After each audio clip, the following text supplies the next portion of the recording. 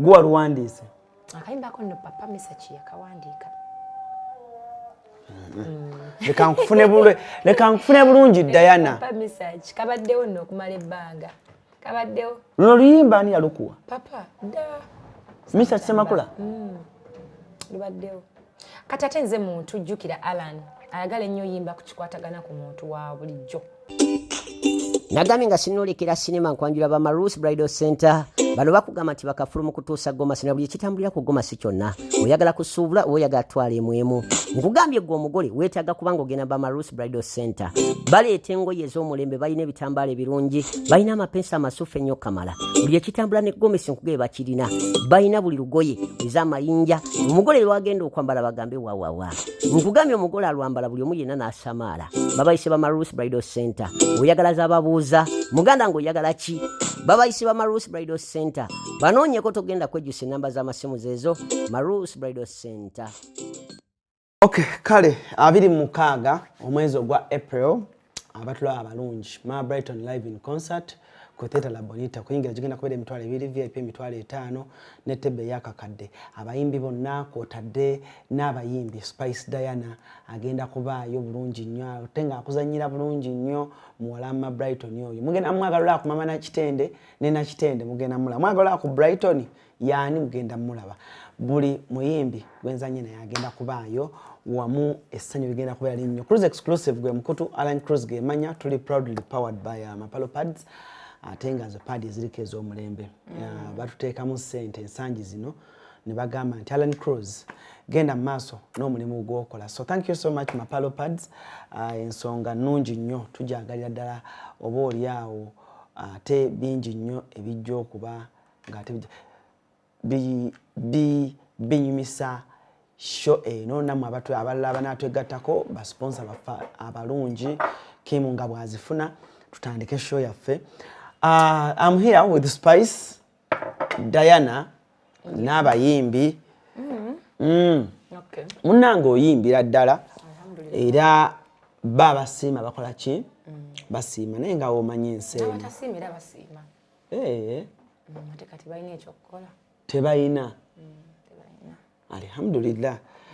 Spice muza kuba tulaba n'oluvannyuma tutandikiraawo wakati tuli ku breakfast abatulaba mwenna Alan asazeeko chief naye sorry it's a pleasure having him n'okubeera ku Alan exclusive. How are you? Exclusive wakati kano kali exclusive yes CRUZ exclusive. How are you? I'm good. Obulamu bugamba ki? Obulamu si bubi. Obulamu bulungi. Obulamu si bubi.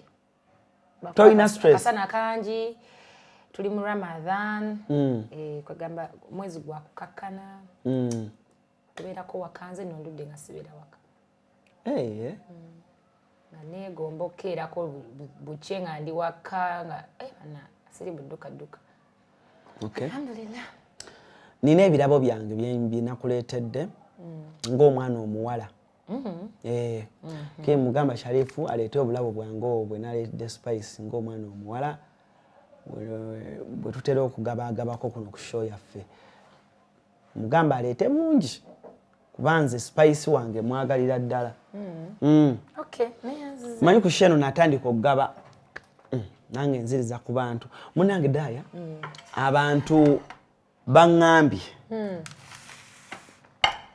mbuno nalidde walidde ki era oli mukulya naye nange neŋŋamba olire ddala kandiire ddala naye Alan nge olyanga nga teweeriisaliisa ALLANCRUZ bamuwadde yalidde banaye Oluyimba kigaba bakamanya nti olya bakakimanya nti olya nze simanyi na kumanya kye balowooza tulanga ate gundi naye ekituufu kyo kiri nti omuntu Daya bw'akolera ebintu ebirungi Alan olaba ebiseera ebisinga omuntu wabulwa kyakwogerako aba alina okiyagaddewo kugamba binyume byaba akola so oleka omuntu n'ayogera kati uno ni mukulya mugaati eriyo atalya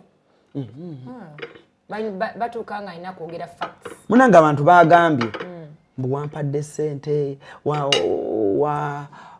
wansasudde singa toli mu USA ko holiday anyway kati nange nasazeewo Daya omuntu bw'agamba nti walidde liira ddala kituufu era kati tugenda kulya kubanga nkukubidde essimu ku makya by the way kavidiyo ako nadde sikalabye abantu nga bagamba mbu nalidde buli ku TikTok mbu ALLANCRUZ walidde nange ne mbagamba kati ne kati Allan bwe otalya wangu oli wani kyogere Daya amin kakubuulire akuba biseera ebisinga ebintu obireba bula bino gaako bireke nzokere enkya Allan ne muwa wano ku Hasi Beauty Parlor tuli bakafulu mu kulabirira n'okuyooyoota ensusu tukola facial ne tukupepeta ka feesi ne kawawera ng'aka baby tusiba n'okukola enviiri mu buli musono songa mu kukola pedicure ne manicure tuwekansa tusala enviiri mu buli musono ate bwe kituuka mu kukola makeup tetumanyiiyo mulala tuli muyenga ku Tank Hill Road okuliraana Italian Supermarket mu basement essimu tuli ku noti 72 682 953 teweerabira saluuni egenda okujjayo bulungi bwo n'ekitiibwa kyo ye Hasi Beauty Parlor, a world of beauty. What is your problem? Where is your problem? Mpani ate rombeereddewo atali kyali wange ate ebiseera ebisinga tibw'olya ne ku ssente ya kyaliwo it is okay Allan gwe naawe tompaddeyo tonjokyezaayo nange onjokyezaayo emirundi mingi ate abantu beerabira nti bw'oba n'omuntu nga kyaliwo n'opportunity ne wejja togimwisaako kido mulimu we gujja okulya ewa Diana si kibi ate onoolya waani atali kyaliwo nange ndyamba kyali bantu naawe oyamba kyaliwo bwekirina okuba Madaya nze nange nga bwe ndi ewuwo nange mbadde nsaba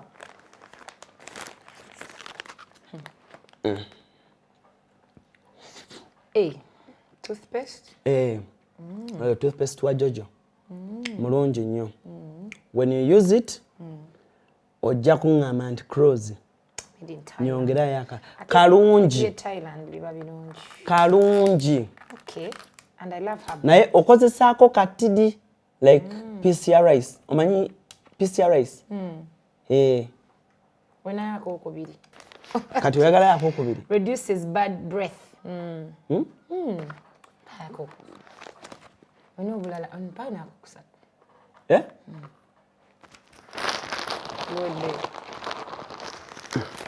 Jojo nze toothpaste mutunze mumazeewo bubadde mpadde oyakwefuula Daya nkwadde kali kamu kate ne bubiri kale birekeyo bisigaza sitwaleko bwa 10 obwolaba oba nnyingidde nnyo sirina kyengula mpadde zo weewaana bonna byondeetedde teweekyusa kati kankuwe ne buno ate buno ki ezo baziyita mapalo pads zikola zitya wayambaddeko ddemu omwana Daya zikola etya period pants free time kasumolo okalabe just bino nkugabidde bugabizi products zange empya nawe lwakuba okubugu bwange naye oyisaawo nkulaba kale ate ngenda kwambala gundi pampa Daya kano just bakakyusizaamu kiki kyoŋŋamba kati nkeerera nti netandika kwambala pampa maama kali so comfortable gwe tokawulira kale gwe kambale Daya no Daya no ate ojja buntuma wano ojja kambala okukantume wano ngambe Allan navudde ku biri byembaddeko kati kakola kikatya leko kambala nga padboot naye ko kali comfortable kali nganika kati engoye endala z'oba oyambadde yes osobola okwambalirako niko oba obutambala osobola okwambalirako niko oba obutambala omwana Daya banna Daya ndekana okundekanze neyanze mapalo pads by the Daya ezo pad mbikuweredde ddala but newo batosobodde kale wa Brenda kati Brenda yajja kubuulira Brenda yajja kubuulira I saw upon the living God daya botangamba nti Alan bring me a box Alan omugati walidde ngomanya siyenze ate wakomye kulya wange ne palopads walidde boss wange by the way Madam Kansime badde nkusaba deal ya pads eno right tujiwa Diana Madam Kansime is my boss deal ya pad right tujiwa Diana ngenda kutwala nzo manyi Diana wontusiza ne byenkufunyeeko n'abantu ambe meetings by the day oli mukwano gwange bya ddala alhamdulillah era bambi oli bwaba akuyingira nange siyinza tuuleeyo ngamba banaye Daya wange kyaliwo olina okumulwanira buli mbeera bantu bagaye Daya mbuwampa ssente nalya nenkubira essimu nange bujja bujja kati who doesn't know you my friend I know who doesn't know okuleka yogeza obujja n'ensaba ne fitina okitegeera bo mikwano gyabwe tuboogerako bibakola n'emikwano gyabwe si kwesibako si gwe kunesibako but we are friends and friends work together grow together tolaba obulangu waffe tubukola ffenna ebaddiiru nga yange nenga Alan ajangwe ne tuyise mu I know yes chipa cash get paid atera nompaayo no banange gwe omukwano ogwa ddala kati awo munange kati nina show yange Daya yangambye agenda kubaawo okitegeera kati goyagala mukwano ki 26 kati ate nkikolera ani atali kyali wange bw'otaba na mikwano mwate talina mikwano bw'obeera ne mikwano mbwate mikwano agigulirira kugamba abantu bwala ntawe kye bagala in fact ne topic tugiggalewo tukugereko ne Daya lwaki abantu bakwogerera nnyo Alan si bantu si bonna agwo walondabeko omuntu anjogerera okuleka oyo abaninako embeera bakijjawa Alan omuntu ng'ayagala ofuna embeera teyeetaaga any reason teyeetaaga nsonga teyeetaaga kumanya nti kino kivudde eno naye ensi generally yo bwekyo bwetambula g'obeera eno naye ng'omuntu akufiirako eyo tomumitingangako personally naye nga ye agamba oyo omuwala lwaki kino oyo omuwala lwaki oyo Alan lwaki bwekiti Alan lwaki yakola bwati Alan okitegeera Daya avuga emmotoka tekuli number plate twagala number plate neŋŋamba bannange number plate yaki ey'emmotoka nga like wagirabako n'alya emmere n'afuna za renti ki zane Daya natuuse ekiseera nempulira nga ensi entamye entuka ekiseera nga saagala social media entuka ekiseera nga saagala TikTok yakola ki URA yajja kenda obuuze motoka eri number plate yayo yaga kumanya namba hiyo ate ffe abamu twagala teeka number plate ku motoka ezimu zigirabisa bubi naddala nga mu maaso ebeeramu mu motoka bubbuutu ajagala mugamba kebeera mu bbuutu naye ate nzijukira twabadde tugenda ku gundi ene Mengo nga tugenda okulaba ow'ekitiibwa gye batugambire notugambira nti ate bakulonze gwagenda oyimba ku birthday ya Ssaabasajja era gwa bakulembeddemu emmotoka yabaddeko number plate emabega kweri naye maaso siziteekako number plate neerinda oplaninga teekako linnya lyo oplaninga kikyo negwe Daya ebintu byo bannange honestly era emmotoka eri ndala the old car I have bukyanga ejja kuva mu bondi kuva gye yava yonna tebeeranga ku number plate mu maaso naye ebeeramu mu mmotoka era ya maroon because engeri gye bagikolamu ebe yonooneka ng'eriko number plate like ebe nze nganze ate nekirala sizivugaavuga nina zenvuga kubeera number plate nga bwe njagala like you live life the way you want it's a free world as long as tolina gw'okosezza lwaki number plate singa batalina number plate kitegeera tosobola kutambula ku kkubo emabega number plate ebeerayo ate nekino ekyerinnya n'agambye kansooke mbaleka abantu bakakkanemu emitima Professor Diana wangi obadde okimanyi nti bw'okola vidiyo n'oteekamu omuntu ng'oba yeefaananizaako omuntu omulala oba ovodde omuntu kati awo kitegeeza abalongo oba ovodde kuzaala abalongo obeera ovodde Zamanya abantu benfanana. Ne osasula bana mawulire bameka. Nize. Kubanga kati kireka buli omu wamusasula kubanga according ku binalabye ne binawulidde.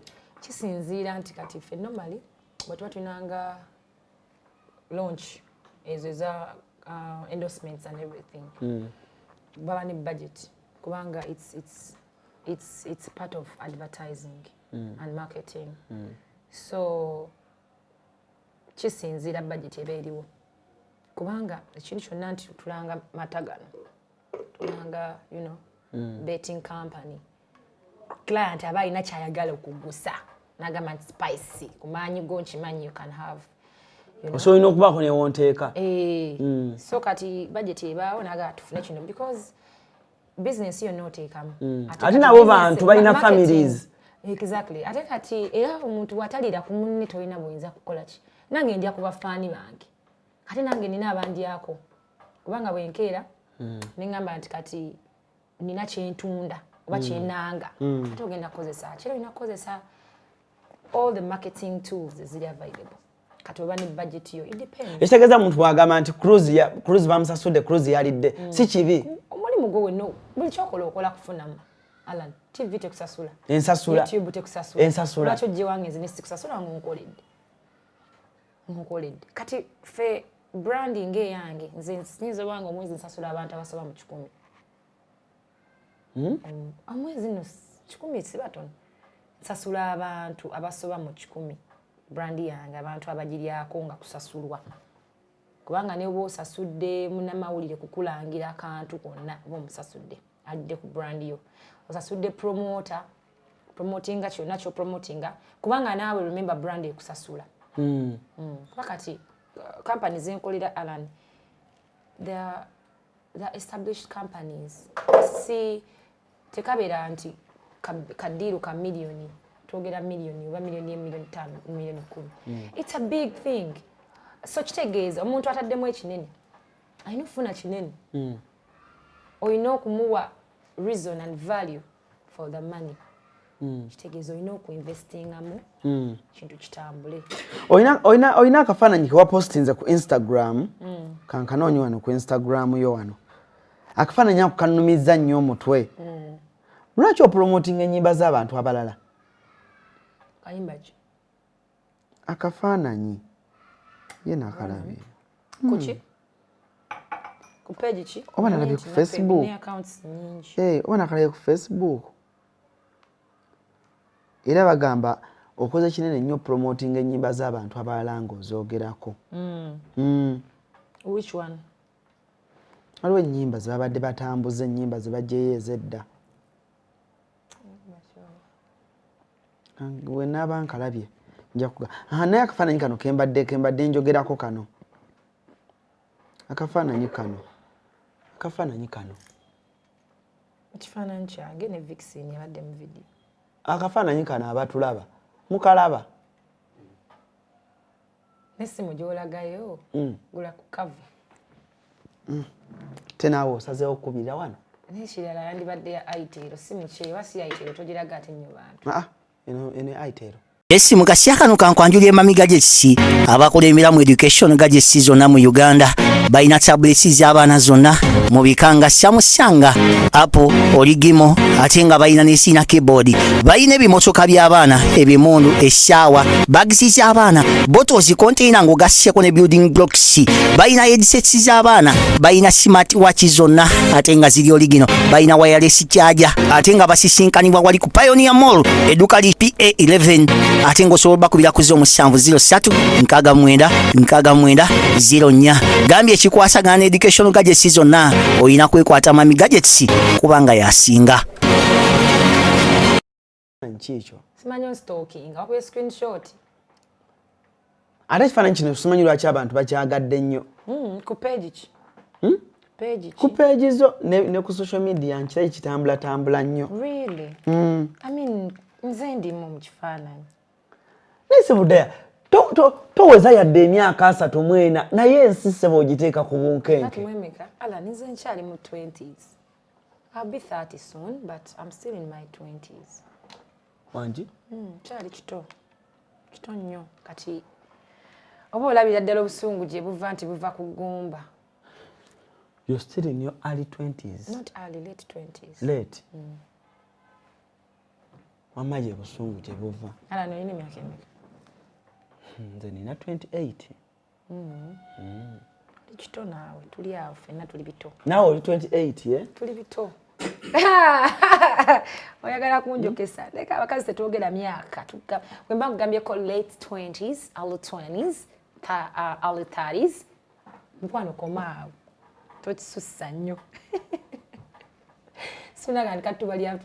Oba bulungi, oba lwakuba oli kalungi, oba lwakuba oseka bulungi, oba lwakuba otambula bulungi, oba lwakuba osula bulungi, oba lwakuba weevuga bulungi. Kale omuntu onoonya ekintu ekiwalanya ka spice nga tokiraba. Awedde nno bagenda kugamba walidde omugaati. Anyway kasita oli mukugulya agulabe. Kyekyandeese kulya.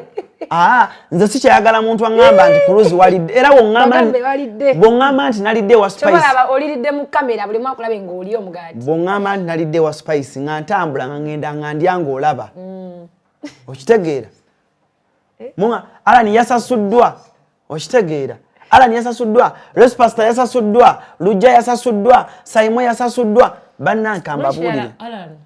Omwana yenna anaakulaakulana tayinza kutema bagita batya mirandira gikuza muti. Okitegedde? Kubanga w'otema emirandira gy'omuti kuba tegenda kola ki? Kumulisa. Kati abaana bano betwogerako bonna bavubuka bato ne balina kye bali mu kwekolera naddala mu layini eyo. Yes, thank you. Mu layini eyo ey'amawulire na buli kimu. Okitegeera? Kati bamanyi kye baagala. Bamanyi kyobakoledde. Nakyo kibaawo. Kiri bwe kiti Alan, si ku kye mbakoledde. Omwana amanyi jjajja nti spicy nga bwe ngambye nti nze brand yange ewa abantu emirimu Alan. Olumu indirectly abamu directly. Okitegeera?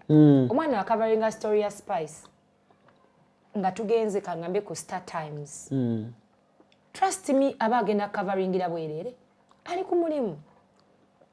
Cutters of spice down. Javudde waka naye ng'alina programu abewe balina okulya. Akolera kuba bulungi. Kati kyovola abantu omulimu ogumuwa akawogo. Abatalidde mbw alidde naye amanyi omulimu gwe. Nti nina bannanga bannyongerako. You cannot wake up, it's like kano nenda banga Alan omuntu akuyisaamu amaaso. But Alan is mmanyi kyanyongeddeko. Because when Alan is down, nyinza obutabaako byenkola. Jaga mama Brighton tugate brand ne Spice Diana tukuba kalango kaffe we get paid. Ne kati wenkere nga brand ya mama Brighton teriiwo jagala kola ya akantu ka skit. Ate mama Brighton ya nyangu ira sisobola kola naye kuba brand eri wansi. Daya webale. Nze Daya munsi muno olina ebintu byombereddewo. Era kino nkyogera ku kamera. Tojubisa nnyate. Nedda n'abamawulire babinangira. Kati bagenda kunangira mbu wagenze wa spice n'onywa amata. Bwe bakwadde ekikopo ky'amata n'ofukumulirako omugambo. Abaana abo bagenda kubyogera gogeja balaba. Nti bamuwadde ekikopo ky'amata kimu bwe kiti. N'afukumuka omugambo. Naye nze mbabuulira amazima mugenda kwogera kyonna mugenda kikola naye njagala obbategeeza. Alan. Daya. As we grow up fenanga. Wange okitegeera. Kwegamba tewali kintu kyonna kigenda kunnemesa kuyimirira ku mazima. Amazima ogayimirirangako bwomu. Ate Alan teweeryanga ntama. Okitegeera bw'ogamba nti nze ndi kino bakube ku kituufu oba ku kyoyagala oba gwe kyomanyi ekikwongerako. Okitegeera, I'll give an example of Ray Superstar. Musajja wattu nze nabimu byendabye just like he wasn't ngamba kino. But yo omuntu nga akwagala asigala akwagala, people forget you cannot be loved by everyone. Naye omuntu atakwagala asigala akwagala ebbanga lyonna. Kyovola nze omuntu ne wanvu maki ne bwankuba ki ne bwayogera spice kino ne bwagamba spice kiri. Alan ngenda kere ncha bambukinge ngende nyimbe nkube kisaawe kijule endorsement eggweko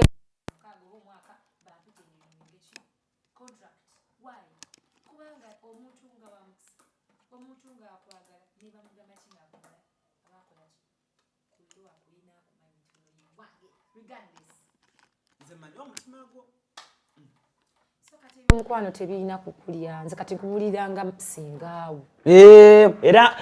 Era nze oba ombuulira ng'okutunteekayo. Jjukira Allan gye tuli sijjaga gye tuli gy'omujja but as you grow up mu mulimu branding yes mu career yange yeah there is a lot that you're going to face ndowooza nze ndabyeko by'otannalaba true ate nga brand yo okola ebeere bigger like ogenda kola la bonita ano gatuuka time ng'okola serena problems z'osanga okola la bonita si ze problems z'ogenda sanga ng'okola serena enkokolo eziri mu la bonita that stage of la bonita si ze enkokolo eziriwa si ze enkokolo eziri ku serena you get my point kati the more you grow kwegamba n'enkokola n'ebizibu like you get bigger problems nga bagamba the higher you go naye ate waliwo eno bizibu the more money you get the more problems the more money like mukama akuwa ebizibu sente okusinziira ku buvunaanyizibwa bwo kati it's like buli level gy'onoogendamu eba n'ebyayo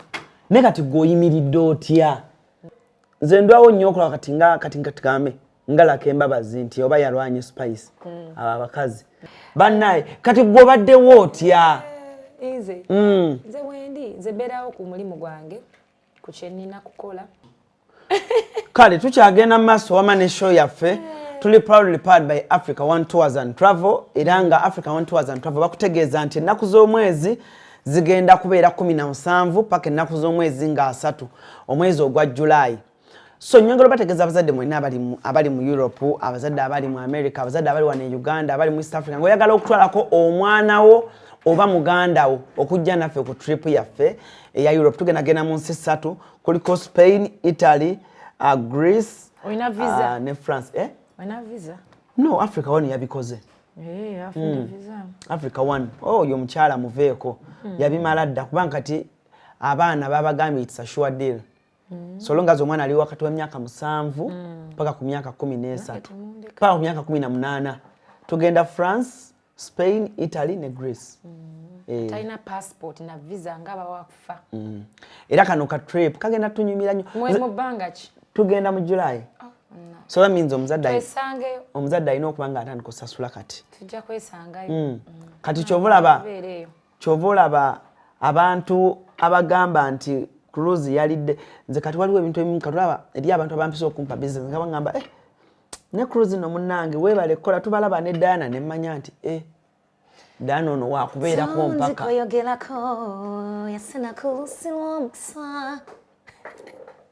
Si ddogo oyina mukisa buki.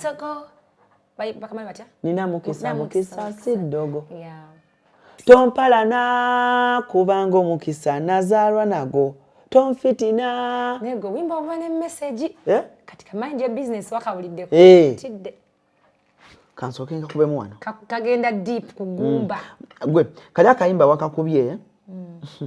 Mannange. Waliwo yansanze nangamba naye Spice mugambe akongereze dda kusa volume kabenga ne wabaka kube uwe Uganda yonna katuuka. I know. Kamalo kajirano mind your business. Nenga mune ekirungi nnyo minding your business. Kirungi? Yeah. I mean business ye kula mango. Oyina okulwanira kyaliwo. Weri antama. Kitegeera. Mbu Diana ayina biyasa ku payroll bakola basi mukama. Nze ngazomu. Bwefuna simanyi lwaki mbasiga bana na mulala. Nedda. Lwaki akayimba kano katandika bwe kati? N'essimu eyo. Daya essimu nzirina naye Justin essimu njagala nnyo.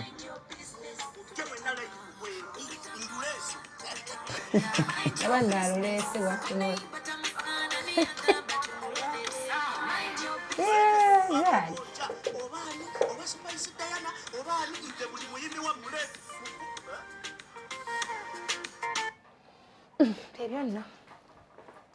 Mind your business totutama. Ngagwe mama wawulira atya nga buli kaseera waliwo atakwagaliza buli kaseera waba akatakwagaliza. Kwanza kati nsasira muzaddewo bambi. Mwanga kimanyi. Amanyi omwana we wa mukisa kyamusukako naye. Kati baba bimanyi na busuubira. Tewali kipya. oba oseera nnyo oba ontemyeko magulu gakola oba emikono gikola otutedde boozi limba oba oseera nnyo sente za shows batya ng'oseera abantu ne bakola batya olina janaga njagala kuwaayo miliyoni emu kitundu ojjo nnyimbireko nga gwe oyagala nnya olina anyiiga nze kugambye bapurezidenti abakazi babaddewo bannamulindwa bafifi the queen naye nze mbadde kale ndwawo nnyo okulaba simanyi oba because mba siri ku social media oba ku menyeja mba busy media eno eri wide mulimu abantu bangi actually wadde oyogera ku Lucky mbabazi kizibunyosanga Lucky nga alina omuntu gw'ataakinga kubanga I think Lucky mulimu gwe byonna abikoze she's doing well. I'm coming to the point. Kale. Nti nange kenyi tosobola kunsanga nga nyiza okera ne mwataakinga oba ne nsanga ndi ku Farida n'akazibwe. In fact, if tukozeko ne Farida nga tuli ba brand ambassadors for the same companies. Tolabanga omukazi yeekolera ebintu bye bitambulanga bwe yabibala. Naye kati omuntu omu munnange, it depends. Buli wokola ekintu with passion. Tekamu amaanyi mangi nnyo. The outcome olwogiraba. So tebakulimba mbu passion okolerera kuba bubi. Okolerera kuba bulungi Alan. To be better. You cannot be in the same place for years. Goliawo, all you do. Nensobola okuba nga I'm better with where I am. If you're better, then concentrate on what you're doing. Don't look kubalala kye bakola.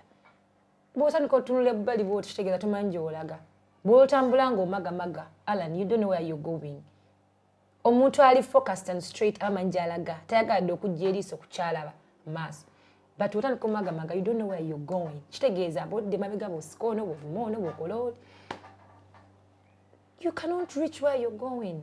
What the example you got Douglas, or maybe I know maybe go attacking. But they critique and do stuff in the same business like other people. You take it. But news coming in baganti osasula. Just give me a second. Hello. Simu ya sente. Okay. Tutandise bwetu betandise shafo olunaku lwaleero tuline Spice Diana Star Girl tutambulira awo Daya obulamu bugamba ki? Obulamu bulungi. Okuyimba togenda lekerawo okuyimba. Alan nkola ekinime newe naba nnima yanja sigala nnyimba. Gwe mulimu gwokka gw'omanyi okukola. Mukama gwe yansalirawo. Gyenfunidde ebirungi, gyenfunidde emikwano, ng'onyumirizaamu. Nnyo. Omwaka guno gw'okutambulidde gutya? 2024. So far. Wakati nnyimba mmeka?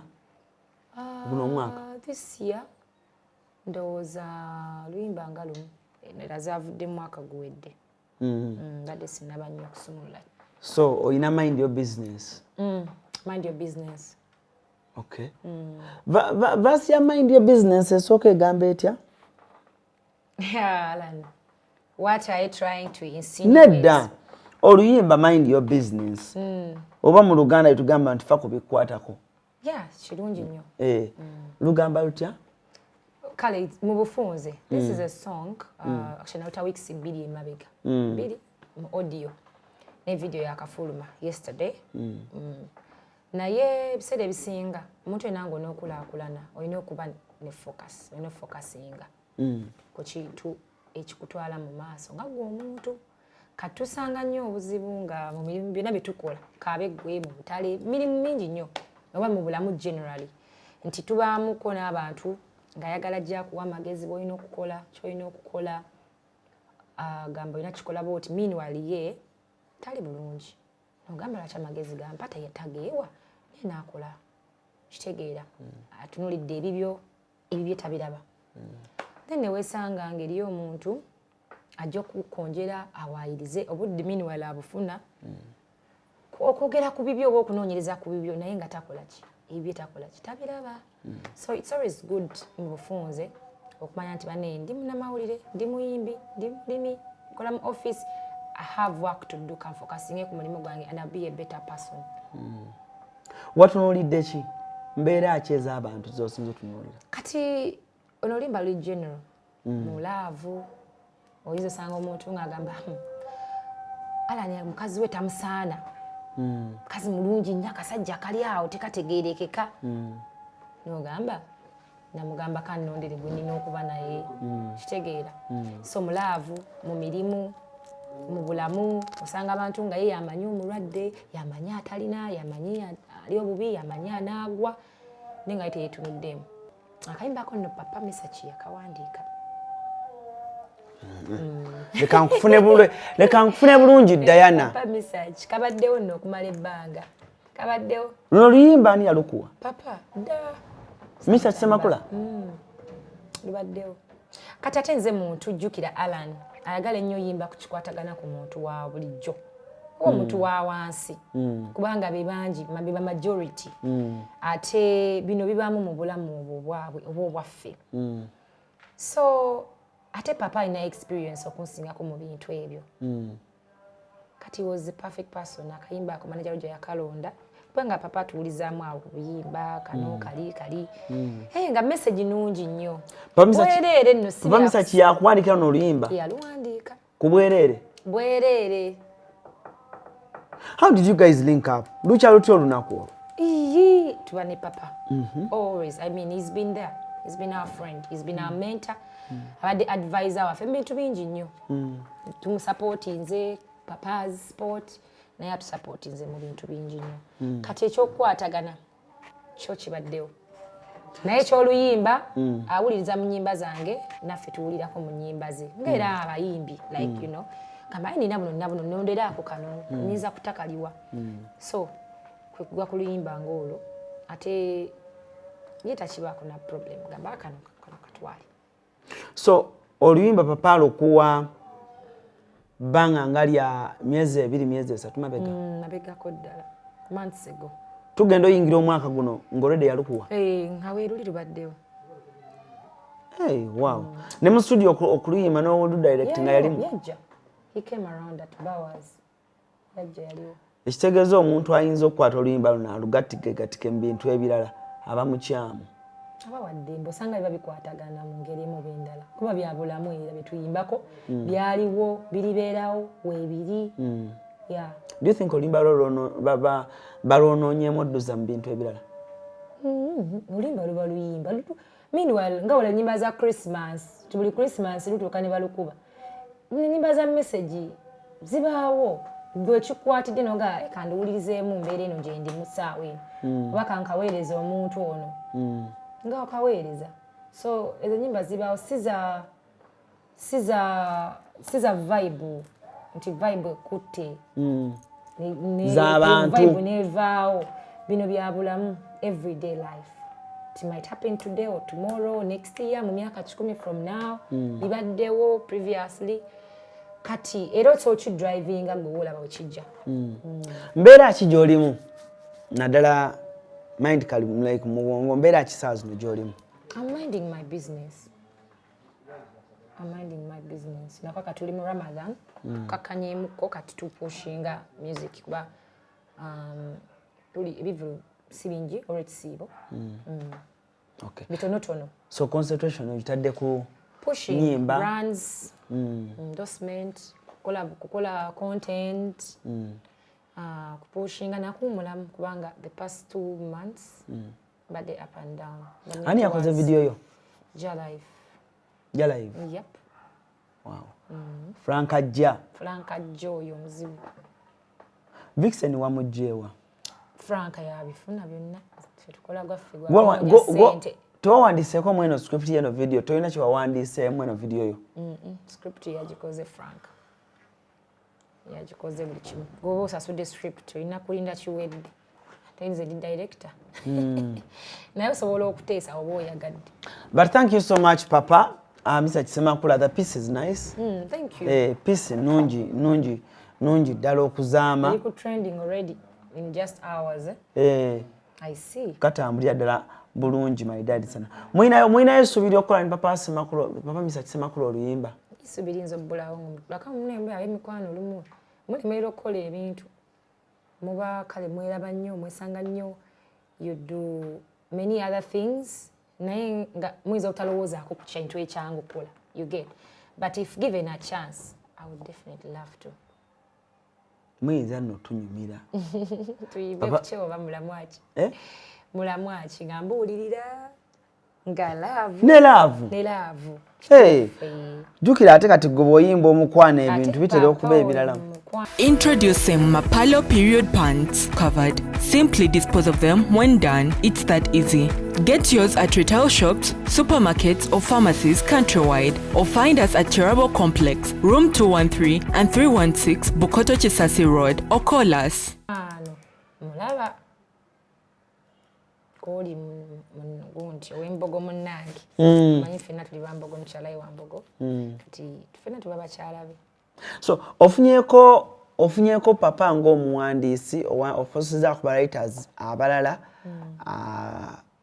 njawulo ki gye walabyemukko as a musician on this? It's the maturity of the lyrics n'ebintu bya wansi ddala like bankuga Menta nga bano ga back to the roots. Kubanga no music ndowooze ebintu ebimu ku byasooka mu production mu buli kimu sera bya bands by then ate nga nze omuyimbi ayimba buli wamu sinyaga nnyo okugezaako buli kimu kubanga nina ba fans everywhere ab'enjawulo bawuliza bandi bayiwuliza kadongo kamu ba urban music ba whatever R&B biki byonna nze ba fan nabagatta wamu kati it's always kintu kirungi nnyo okutryingako ekintu ekipya ng'ekyo kubanga twakula twegomba band music kabye biriwo so that feel ogikomyawo ng'ayimba band music nga nze a bit of fused mu bino ebyaffe you know it's a different experience. Okay. Kikyo zaako after this nyimba nyingi nnyo kati bino kigula lugi. Buli mwaka tukulaba otera okukolayo ko n'omwana atamanyikiddwa.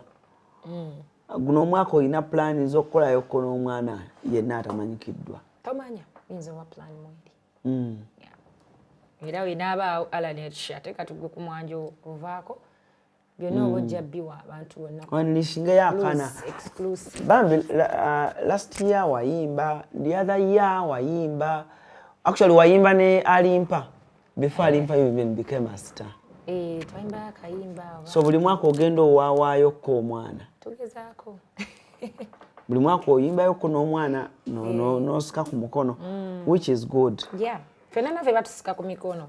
Kati ngero Oluyimba papa oddukwata n'agamba spice luyimbe, you know. Omuntu abakusise ku mukono nno kinene ddala. What are the challenges eziri mu kubeera big star? Challenges? Kale challenges bijjirako ebintu bingi nga bw'ogamba nti you have to maintain, then oli nko konjeru buli omu akulaba ow'ekirungi ow'ekibi everything byonna omwo tuwesanga nga you have to deal with a lot in life generally. Naye byonna era tubiyitamu oba ofeesinga waves nyingi. Have you ever gone into depression? Maybe close to. Because naye kati singa mbiseemu byonna Alan. There's a moment in life when things hit you nga bipya nga batobisuubira naye kati gyoko mu biyitamu ebingi otuuka time nga oba n'essuubi manyi tewali kitegwa. Ekitegeere kubanga Dana waliwo ensi weetuuka nga I think abantu oba bafaani batukesa ne bakusaasira not you wekka naye abantu abali naddala kali abayimbi abalina big figures abalina big numbers nti ebiboogerwako fe babloga bannamawulire ne byetuwulira ne bafaani bamwe bebawulira batukesa ne babasaasira kituufu naye batukesa ne beebuuza naye bano baddayana bakikola batya nze awo mba mpulira nafudde dda. Anti kati Alan olaba bw'ogamba nti nkoko enjeru buli omu agira ebingerera wala tosobola gaana muntu kwogera, and it's a free world where kati mu mirimu gyammwe naddala mulimu abantu nga teyakisoma kyakola naye ng'anoonya kuba bulungi. I mean, naffe music abamu tetwamusoma era tuli wano and we've been successful. Naye tosobola gaana muntu kwogera, tosobola gaana muntu wandowooza ye. Kubanga kati ffe oba public figure naye faani waakwagala, there's a web boy abeera attached to you regardless kikyalina kyakulabamu omulala kyatalaba. Kyova olaba nti tuba ne bafaani naye nga ate si buli omuntu faani wo, kuba nti akwagala ye alina kyakulabamu ekyenjawulo omulala kyatalaba. So omuntu aba ajja kukusaasira naye era mu mutima gwe abagamba ne boogera kinze Spice owange bw'ati bw'ali ate mwagalirayo. Kati what people say might not, it is not, sometimes it hits us. Naye ogamba kati akole ki gwe mulimu gwe wasi mulimu gwe endowooza ye entegeera ye n'obitwaliraawo wadde bimu sinabimu most times now in mbeera gye tulimu eno era eya views where someone is fighting for views and likes, they will definitely lie, they will create things, they will dig deep. Ajja kufiirako kubanga manyi ajja kufiirako, story sells, n'afunamu views n'afunayo akasente oba n'afuna amukubira n'amugamba vuma ono yogerako ono kitegeera kati kimukolera mwabajja akasente. Kati okunakwesanga omuntu oyo ne bw'obanga olina ky'oyinza omukola ogamba anyway naye kwalya onoomukolera ki. For the young girls watching you out there, abawala abato abamu simanyi bali mu studio obudde buno, abalala ba planning agenda mu studio, abalala bazigendamukko, kiki oyinza omugamba ng'omwana omuwala ng'ayingira industry eno? Yesibe 10 yesibe 12 tezikyamala in an industry of ours right now. Yabalina kwesiba 10 naye era still teyemalamu kubanga nze Alan kyemanyi eki, what you're meant to have or be, regardless, you will have it. You get? Kyova olaba nti eriyo omuntu atakola nnyo n'afuna hit najja ne balowooza gunta azze buzi from nowhere, akubye ekiyimba bamutegedde kubanga ateekeddwa, yali ateekeddwa. Kati abawala bangi abaali so of ambitious, which is good by a certain point. Kiyinza obutaba kirungi nti weesanga ng'okoleddemu ensobi nnyingi, weesanga ng'okoze ebintu by'ojja okwejjusa mu bulamu. Of course mulimu okusomoozebwa kungi, being omuwala, people want to use you, bw'ogaana kati nnaku zi baba bakola balina kukuba bukubi. Kitegeera onayogera kino nayogera kino naye okitegeera making sure nti toyitamu, naye olina okuba n'okukkiriza nti ekikyo kiba kikyo ate ky'onooba ojja kukibeera. Kubanga kati nze I'll give an example of what I've been through as a brand, as an artist. Bingi naye mbiyiseemu ate nga nkyali. Ate ekiri funny nti every year or every time I be a better person than I was. Even after going through everything kyolowooza mbu ebana ekyo kigenda kunkomyayo. Guess what? You become better. So kati omuwala yenna wo ali eyo jangu n'ekirowoozo mu bwongo bwo nti nja kubeera bwe mba nga nkiteekeddwa okuba. Byonna by'onooyitamu regardless. Yeah. Tuli mu mbeera nga abayimbi mutwetaaganga bannamawulire ne ba bloggers.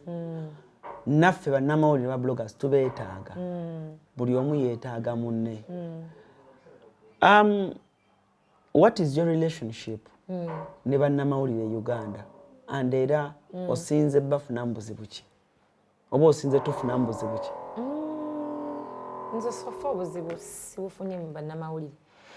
The so-called real bannamawulire. Real journalists? Yeah, I've not had any problem. Just nti ng'era mu bulamu generally ebintu tebibulamu. Ate era not everyone asokwagala, not everyone abakuside yo. Ate si buli muntu akyajja kwogerako ebirungi byokka. Kati era n'ebibi bisuubire. You know, just nti wabaayo ko people who use that chance and kuba business yaffe eri wide erimu ebintu bingi nnyo nnyo nnyo nti eriyo n'omuntu n'akeera n'akozesa bannamawulire abamu to put you down and all those things. Kati ogenda kwesanga nga n'omuntu abadde akulinako problem asobola okukeera enkya na creating something about you. Naye generally I might not go because nze ekyo kyekitono. It's the smallest percentage which I might not give time. And I focus on the many that really bendi in good terms with. Embeera gye tulimu nga Diana, because right now nkuyina yegwa omuyimbi gwe nnina wano, nyinza okugamba on behalf of abayimbi, abayimbi kuba nawe olina emikono gy'emiyimbi, biki singa otuulawo ne CEO wa TV oba radio n'omugamba nti twalisabye ng'abayimbi bannamawulire bakyuseemu aba entertainment? Anti kati TV mainstream ndowooza bo kati ebintu tebitambula bubi naye tulina kye bayita social media which is now ndowooza twena tugatte wamu ne babloggers. It's different. Kyewandyagadde tukyuse mainstream eriko afuga nti mukama wasobola okuquestioninga what is this, why is this on air, you get. Naye kati Facebook where you just have to buy data, TikTok where you just have to buy data n'okola ekikyo ky'oyagadde. I think ekyo kiba kizibu nnyo okukola ki okukyusa kubanga bano basekinoomu like abakulidde mu bitundu ebyenjawulo bayita mu bizibu byenjawulo. You get my point. Talina mukomako tibana ekyo kikyamu ky'okola kitegeera kati ekyo kiba kizibu nnyo but still what we can do is kukivumirira because ekibi kiba kibi nti omwana oba wadda ku TikTok oba Facebook navoola katugambe oba abakulembeze oba abantu abakulu oba navoola you've seen it.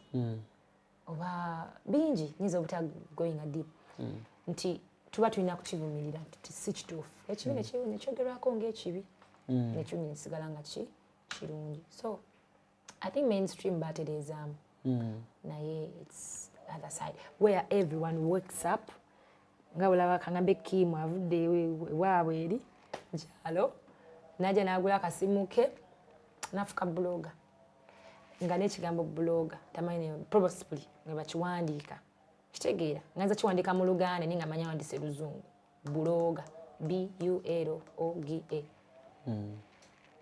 kati okiza kikolera kyekyo but mwaba bisoma Alan wasoma mass communication nasoma.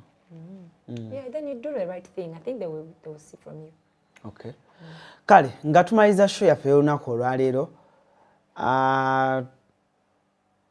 ani yali omukyalawo? Women's Day? Paya abakyala basatu. Women's Day. Bogamba nti abakyala abo nze ku lwange bannayuganda naye nga wejjeeko. Nga nejjeeko. Of course my mom. She's the first woman in my entire life. Myself. Nga wejjeeko. Ngambe nejjeeko. Naye nze nalina bangi. I think wala posti yange ya Women's Day na posting abakyala bebwayisa abo. Bannamwandu, most of them are living with HIV. Naye ngolaba bakyapushinga obulamu. Mami Irene Namatovu. She's like my mother. Weyogerako naye nakugumya. Ndoza bayimbi abakyala abakulu naddala. She's one woman I'm close to. Gwenyinza n'okugamba deep. Kintu ekiba kinnuma nga nyinza obutakigamba na mami wange. Yeah, and then there's a lady wa Natina here, Pazinevili, Sina. She even sent me flowers. Nagambye nga sinolekera sinema nkwanjula ba CRUZ Bridal Center bano bakugamba nti bakafulumu kutuusa Goma sina buli kitambulira ku Goma si kyonna oyagala kusuubula oyagala twala emwemu nkugambye gwe omugole weetaaga kubanga ogenda ba CRUZ Bridal Center baleeta engoye ez'omulembe balina ebitambaala ebirungi balina amapensa amasufu ennyo kamala buli ekitambula ne Gomesi nkugee bakirina balina buli lugoye ez'amayinja omugole lwagenda okwambala bagambe wawawa nkugambye omugole alwambala buli omu yenna n'asamaala babayise ba CRUZ Bridal Center oyagala z'ababuuza muganda ng'oyagala ki babayise ba CRUZ Bridal Center banoonyeko togenda kwejjusa ennamba z'amasimu zeezo CRUZ Bridal Center. I think they're the only flowers I got. Wow. So she's proud of me. Ndi brand ambassador we naye kugamba like anjagaza chenkola abeera ansiima nnyo okitegeera like ansiima nnyo birina ngamba she had never worked with someone who is like me. Yeah, on that day ndoza abantu bena celebrating. Okay, kale njagala kubanga ate sisukkako wano naye nga abantu bantumye ne baŋŋamba yimba yakayimba ne Rema namakula kiwedde abantu bansindikidde messages eziwera ku TikTok batuwe ku mulamu ne baŋŋamba gamba Spice gwabeera naye this year twagala Oluyimba lwa Spice ne Rema namakula manager Roger awulidde manager Roger ekintu kikoleko nange Rema ngenda munoonyaako naina nakayimba ke nali ndowooza nti njakogerako naye oba tukakole nene nga angalika muleke Rema ne Spice musobola okutunyumira bulungi nnyo gwe ne Rema namakula yeah kintu kino kitambulira ddala bulungi I should njamu koonako omugamba yola Streamax ezigendera abawagizi bo abamu balumiddwa abamu emitima gibaluma ssaawa zino abamu tebali bulungi bantu bali fine but yola Streamax abawagizi bo okay yeah you might be right naye nze mbagamba you shouldn't have to worry. There are some fans of mine bemanyinga wabulya Spice afunye ekizibu they can't even cry. I know. Anyway, so boyogera abo tukitegeera babe bagumu ate I mean they have a strong artist, they have a big artist nti basuubire kibuyaga si wakumenyeka kati nekirala I've got ebyokumenyeka bijeyo Alan. Look at me, I'm unbreakable. Naye basuubire kibuyaga basuubire nti oba kugambe ntya bayina enkoko enjeru kale enkoko enjeru buli omu abagirengerera wala bwati ne webanga eri mu nzikiza so ebyo byakaseera buseera biyita bo kasita bamanyi kye baagala they know who they support kitegeera kyobola nze n'omuntu yenna ayinza okugamba abaana omuwala bikyayimba bikiba sibyagala nze mutima gwange kimanyi you're not my target audience. Nze wange gyali alinza Spice kyonna kyaleeta twala tugende nga supporting us so mbebaza for the support continuous love n'okuswazanga apo aboogera na buli kimu I mean your prayers keep sending me those prayers yeah because zo zikolera ddala kale nze nange njagala okwebaza webale kundiisanga buluremba nzija wano ndya emmere nywa nompa ku ssente onombeera mu bintu ebyenjawulo webali niwe balira kubanga nalayika clip nga waliwo aŋŋamba nti ALLANCRUZ yalidde naye munnange bwemanga ndya ewakyali wange ng'ate naye ambeererawo tekiŋŋaana kaggambira wano muganda wange nti tokyaliira ddala mugambe nkyaliira ddala ate ddala nno ddala era ne ku nnaku z'omwezi 26 April labonita tugenda kulya ate Alan tebo wangule nnya ogenda wangule mmeka dai ogenda kula tebo zino sabira mfunako bwavu bungi mu kisiibo wano tuna nnyo bivu naye njagala kanjira nsonda 10 Alan kutidde 26 tuli kuteeta la Bonita ma Brighton mama na kitende defense manager Roger akyamukuba mu ebituli manager Roger agamba defense tulindeko muteka ku stage kubanga tannamumatiza bulungi naye tujja kulaba ekyokola defense ng'ekintu akikwasaganya manager Roger agambye tulindeko kale saga kubanga atensukako wano olunaku olwaleero Diana agenda okosa mapalo pads ezo yes wazimpadde neŋŋamba owaayi n'ajaamu noŋŋamba njaamu Daya bw'otansaba mapalo mulala nga si yenze bw'otansaba ate nkyemanyi olina abawala mikwano gyo bangi byonna byenkuwadde I swap on the living God ogenda kujja onsaba ebirala CRUZ exclusive gwe mukoto saga kubanga ate nsukako wano kyembagamba omwana ansupportinga nange musupporting ngamba omuntu akwagala kati anko wallahi va ku mwana nsebe bulungi mwera